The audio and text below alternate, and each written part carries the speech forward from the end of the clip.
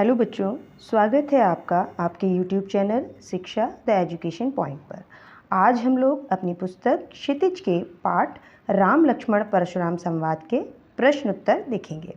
इससे पहले की वीडियो में मैंने आपको इसके अनुवाद समझाए थे। आप लोग अगर अनुवाद नहीं समझे हैं तो इसी वीडियो में डिस्क्रिप्शन लिंक में मैं उस अनुवाद की लिंक भी दे दूँगी। आप उन अनुवादों को भी एक बार जाकर देख लें। और अब इसके बाद हम अपने प्रश्नोत्तर शुरू करते हैं। तो चलिए देखिए, पहला प्रश्न हमारी पुस्तक में क्या दिया हुआ है। पहला प्रश्न है कि परशुराम के क्रोध करने पर लक्ष्मण ने धनुष के टूट जाने के लिए कौन कौन से तर्क दिए थे। तो धनुष के टूट जाने पर लक्ष्मण श्री राम को दोषी ही नहीं मानते हैं और क्या तर्क देते हैं कि पहला तर्क देते हैं, राम के मात्र हाथ लगाने से यह टूट गया, वे इसे तोड़ना नहीं चाहते थे। दूसरा तर्क देते हैं, हमारे लिए सभी धनुष एक समान हैं, आपको इस धनुष के टूटने पर इतना क्रोध क्यों आ रहा है, ऐसा वो परशुराम जी से पूछते हैं। यह धनुष पुराना था, अतः जीर्ण शीर्ण हो गया था, इसके टूटने से कोई हानि नहीं है। यह वो तीसरा तर्क परशुराम जी को देते हैं। अगला प्रश्न, परशुराम के क्रोध करने पर राम और लक्ष्मण की जो प्रतिक्रियाएं हुई उनके आधार पर दोनों के स्वभाव की विशेषताएं हमें अपने शब्दों में लिखना है। तो पहले हम राम की विशेषताओं को लिखते हैं कि राम कैसे हैं, विनम्र स्वभाव के हैं। दूसरा, वे गुरुओं के आज्ञाकारी हैं और बड़ों के प्रति आदर भाव रखने वाले भी हैं। तीसरा, कि वे वीर भी हैं और साथ ही साथ धैर्यवान भी हैं। अब इसके बाद लक्ष्मण के स्वभाव की विशेषताएं कही जा रही हैं। तो उसमें बोला गया है कि लक्ष्मण उग्र स्वभाव के हैं, वे तर्कशील हैं, वाक्पटु भी हैं। वाक्पटु यानी उनमें बात करने की चतुराई है, बुद्धिमान हैं और व्यंग करने में वे बहुत निपुण हैं। इसके साथ वे वीर भी हैं लेकिन क्रोधी स्वभाव के हैं। अगला प्रश्न है, लक्ष्मण और परशुराम के संवाद का जो अंश आपको सबसे अच्छा लगा उसे अपने शब्दों में संवाद शैली में हमको लिखना है। तो देखिए, यहाँ पर मैं एक संवाद के अंश आपको लिख रही हूँ और आप भी चाहें तो इसको ऐसा ही लिख सकते हैं या अपने मन से भी आप उसको लिख सकते हैं। लक्ष्मण परशुराम संवाद का यह अंश हमें सबसे अच्छा लगा। तो लक्ष्मण उसमें पहले में क्या कह रहे हैं, सबसे पहले आप मेरे लिए मौत को बुला रहे हैं, ये परशुराम जी से कह रहे हैं। तो परशुराम जी इसका क्या उत्तर देते हैं कि तुम जैसे उद्दंड बालक के लिए यही उचित है। फिर लक्ष्मण जी उनकी बात का उत्तर क्या देते हैं कि भाई ऐसा लगता है कि काल आपके अधीन है, यानी मृत्यु आपके अधीन है, तो जो आप मेरे लिए मृत्यु का आवाहन करेंगे और वह चली आएगी। अगला प्रश्न है, परशुराम ने अपने विषय में सभा में क्या क्या कहा, निम्न पद्यांश के आधार पर लिखिए। जैसे कि बाल ब्रह्मचारी अति कोही, विश्व विदित क्षत्रिय कुलद्रोही, भुजबल भूमि भूप बिनुकीन्ही, विपुल बार मही देवन दीनी, सहस बाहु भुज छेद निहारा, परसु बिलोक मही कुमारा, मातु पितहि जनि सोच बस, करसि महिष किशोर, गर्भन के अर्भक दलन, परशु मोर अति घोर। वैसे मैंने आप लोगों को इस पद्यांश का अनुवाद का जो मैंने वीडियो बनाया था उसमें लिखाया है, लेकिन चूंकि प्रश्न उत्तर के माध्यम से भी हमें उसे कैसे लिखना है ये हमें देखना है। तो चलिए उत्तर के माध्यम से इसे हम कैसे लिखेंगे देखते हैं। कि परशुराम स्वयं के विषय में कहते हैं, मैं बाल ब्रह्मचारी अति क्रोधी हूँ, सारा विश्व जानता है कि मैं क्षत्रिय कुल का शत्रु हूँ। मैंने अपनी भुजाओं के बल से पृथ्वी के सभी राजाओं को हराकर यह पृथ्वी ब्राह्मणों को दान में दी है। सहसबाहु जैसे वीर को मैंने मार डाला था। उस फरसे को देखो राजकुमार, तुम अपने माता पिता की सोच यानी चिंता का कारण मत बन। मेरा फरसा स्त्रियों के गर्भ में पल रहे शिशु को भी मार सकता है। ऐसा परशुराम जी अपने विषय में कहते हैं। अगला पांचवा प्रश्न है, लक्ष्मण ने वीर योद्धा की क्या क्या विशेषताएं बताई हैं। तो लक्ष्मण कहते हैं कि वीर कुल का पालन करने वाले होते हैं। शूरवीर युद्ध भूमि में अपनी वीरता दिखाते हैं, न कि स्वयं ही अपनी यश गाथा गाते हैं। वीर ब्राह्मण, देवता, गाय और ईश्वर भक्तों पर वीरता नहीं दिखाते हैं। ऐसा लक्ष्मण जी वीरों की विशेषताएं बताते हुए कहते हैं। अगला प्रश्न, साहस और शक्ति के साथ विनम्रता हो तो बेहतर है। इस कथन पर अपने विचार लिखिए। यानी कि हमारे अंदर वीरता है, शक्ति है, लेकिन साथ में विनम्रता भी है, तो इस पर अपने विचार रखने के लिए कहा गया है। तो देखें क्या है इसका उत्तर कि साहस और शक्ति वीरों के गुण हैं। यदि इन गुणों के साथ विनम्रता भी हो तो सोने में सुगंध के समान होता है। ऐसे लोग सभी जगह सम्माननीय होते हैं।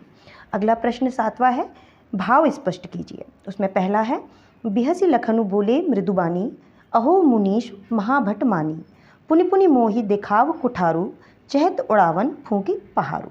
तो परशुराम जी की आत्म प्रशंसा पर लक्ष्मण जी हंसते हुए मधुर वाणी में व्यंग्यपूर्वक कहते हैं कि हे मुनि, आप स्वयं को महायोद्धा मानकर मुझे बार बार यह फरसा दिखा रहे हैं, तो ऐसा लगता है कि आप फूंक से पहाड़ उड़ाना चाहते हैं। भाव यह है कि सच्चे वीर अपनी वीरता का बखान नहीं करते हैं।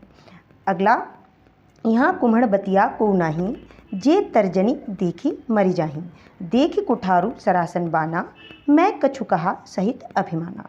यानी लक्ष्मण परशुराम से कहते हैं कि हम कोई कुम्हड़े का कच्चा फल, यानी मान्यता है कि जो कुम्हड़े का जो कच्चा फल होता है उसे यदि उंगली दिखा दिया जाए तो वो मुरझा जाता है। तो लक्ष्मण जी स्वयं के लिए कहते हैं कि हम कोई कुम्हड़े का फल नहीं हैं जो तर्जनी यानी आगे की उंगली दिखाने से डर जाएं। आपके हाथ में फरसा धनुष बाण देखकर मैंने आपको योद्धा समझा और अभिमान सहित कुछ बातें भी कह दी। अगला अनुवाद है कि गादी सून क हृदय हसी, मुनि हरि अरे सूज, अयमय खाण न ऊख में, अजहु न बूझ अबूझ। विश्वामित्र यानी गादी के पुत्र हृदय में हंसते हुए यह सोचने लगते हैं कि जो मुनि हैं अर्थात परशुराम जी हैं को क्षत्रियों को हराने के बाद सभी जगह हरा ही हरा सूझ रहा है, अर्थात ये राम लक्ष्मण को भी सामान्य क्षत्रिय ही समझ रहे हैं। वे यह नहीं समझ पा रहे हैं कि गन्ने की खाण नहीं बल्कि लोहे की खाण तलवार है। यानी यहाँ पर भाव यह छिपा हुआ है कि राम लक्ष्मण सामान्य योद्धा नहीं हैं, वे पराक्रमी वीर योद्धा हैं। यहाँ पर इसी अर्थ को बताया गया है। 8वां प्रश्न है, पाठ के आधार पर तुलसी के भाषा सौंदर्य पर 10 पंक्तियाँ लिखिए। तो पाठ के आधार पर गोस्वामी तुलसीदास जी के भाषा सौंदर्य की जो पंक्तियाँ हैं वो निम्नलिखित हैं। जैसे कि यह काव्यांश तुलसीदास जी द्वारा रचित रामचरितमानस के बालकांड से लिया गया है, जो कि अवधी भाषा में लिखा गया है। भाषा में लयबद्धता है, तत्सम शब्दों का भी भरपूर और अच्छा प्रयोग किया गया है। दोहा, छंद, चौपाई का भी बहुत अच्छा प्रयोग है। प्रचलित मुहावरे और लोकोक्तियों ने काव्य को और सजीवता प्रदान की है। वीर और रौद्र रस की इसमें प्रमुखता है, कहीं कहीं शांत रस का भी इसमें प्रयोग हुआ है। व्यंग्यों का बहुत ही उत्तम प्रयोग किया गया है और कठोर वर्णों की जगह कोमल वर्णों का प्रयोग किया गया है, जैसे श के स्थान पर स, न के स्थान पर न और क्ष के स्थान पर छ। प्रसंगानुकूल भाषा का प्रयोग इसमें किया गया है। अगला प्रश्न है बच्चों, इस पूरे प्रसंग में व्यंग्य का अनूठा सौंदर्य है, उदाहरण के साथ स्पष्ट कीजिए। तो उत्तर है, इस प्रसंग में व्यंग्य का अनोखा सौंदर्य दिखाई देता है। लक्ष्मण परशुराम की गर्वपूर्ण बातों का उत्तर धनुष बाण से नहीं दे सकते थे। क्यों? क्योंकि एक तो वह उम्र आयु में छोटे थे, दूसरा परशुराम क्षत्रिय ब्राह्मण थे और लक्ष्मण क्षत्रिय थे। क्योंकि परशुराम बूढ़े हैं और ब्राह्मण भी हैं, अतः लक्ष्मण परशुराम जी का उत्तर अपने कटु वचनों द्वारा तो दे सकते हैं परंतु अस्त्र शस्त्र से नहीं दे सकते हैं। उदाहरण इसमें दिया गया है, जैसे कि लखन कहा हंसी हमरे जाना, सुनहु देव सब धनुष समाना, पुनि पुनि मोहि देखाव कुठारू, चहत उड़ावन फूकी पहाड़ू, मिले न कभहु सुभट रणगाड़े, द्विज देवता घरही के बाड़े। इसके बाद अगला प्रश्न है, निम्नलिखित पंक्तियों में प्रयुक्त अलंकार पहचान कर लिखिए। तो बच्चों, अलंकार का विस्तृत वर्णन मैं आगे कभी वीडियो बनाऊंगी तो उसमें आपको समझाऊंगी। फिलहाल हम अपने प्रश्न जो हमारी पुस्तक में दिए गए हैं उनके उत्तर लिख रही हूँ, इसलिए मैं यहाँ पर आपको सीधे उस पंक्तियों में जो अलंकार आ रहे हैं यहाँ पर उनका नाम बता रही हूँ। बालक बोली बधऊ नहीं तो ही, इसमें अनुप्रास अलंकार है। कोटि कुलुष सम वचन तुम्हारा, इसमें उपमा अलंकार है और अनुप्रास अलंकार भी है। तुम तो कालू हाँक जनु लावा, बार बार मुहि लागी बुलावा, इसमें उत्प्रेक्षा अलंकार है और अनुप्रास अलंकार भी है। लखन उतर आहुति सरिस, रघुवर कोप कृसानु, बढ़त देखी जल सम वचन, बोले रघुकुल भानु, इसमें उपमा अलंकार भी है और रूपक अलंकार भी है। आपकी पाठ्य पुस्तक में कुछ अतिरिक्त प्रश्न भी दिए गए हैं रचना और अभिव्यक्ति के माध्यम से, तो आइए हम उन्हें भी पढ़ते हैं। कि प्रश्न है 11वां, सामाजिक जीवन में क्रोध की ज़रूरत बराबर पड़ती है। यदि क्रोध ना हो तो मनुष्य दूसरे के द्वारा पहुंचाए जाने वाले बहुत से कष्टों की चिर निवृत्ति का उपाय ही न कर सके।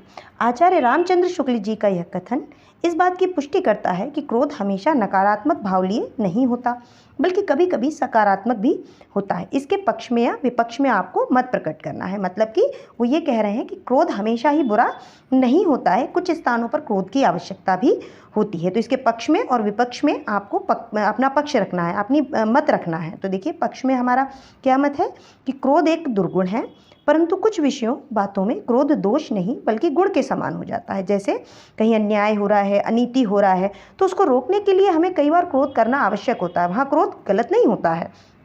इसके विपक्ष में तर्क क्या होगा कि क्रोध सामान्यतः विवेक को नष्ट कर देता है। क्रोध में निकले कटु वचन शत्रुओं की संख्या में वृद्धि करते हैं। तो क्रोध पर बुद्धि का नियंत्रण आवश्यक है। अगला 12वां प्रश्न है कि संकलित अंश में राम का व्यवहार विनयपूर्ण और संयत है, जबकि इसके विपरीत लक्ष्मण लगातार व्यंग्य बाणों का उपयोग करते हैं और परशुराम का व्यवहार क्रोध से भरा हुआ है।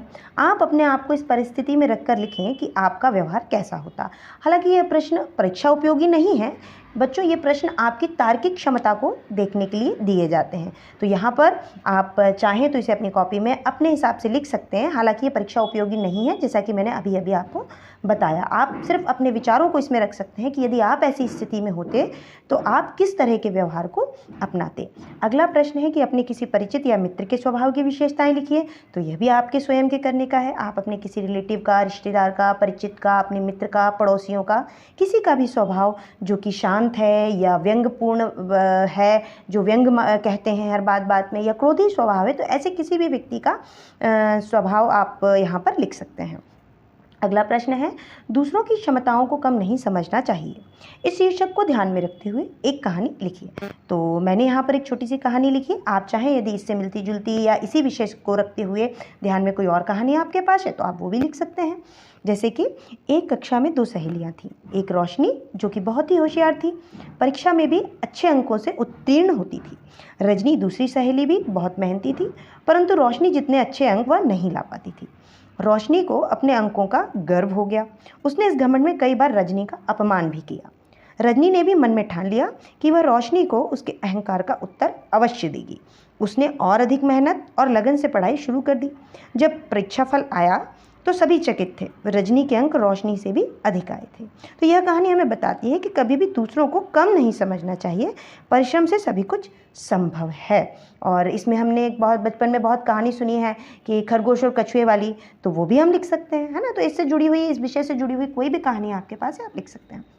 अगला प्रश्न है उन घटनाओं को याद करके लिखिए जब आपने अन्याय का प्रतिकार किया हो। मतलब कि अगर आपके जीवन में ऐसी कोई घटना हुई है कि जहाँ पर कुछ गलत हो रहा था, कुछ अनीति हो रही थी, कुछ अन्याय हो रहा था, लेकिन आपने उसको सहन नहीं किया, आपने उसका विरोध किया, तो उस घटना को आप लिख सकते हैं।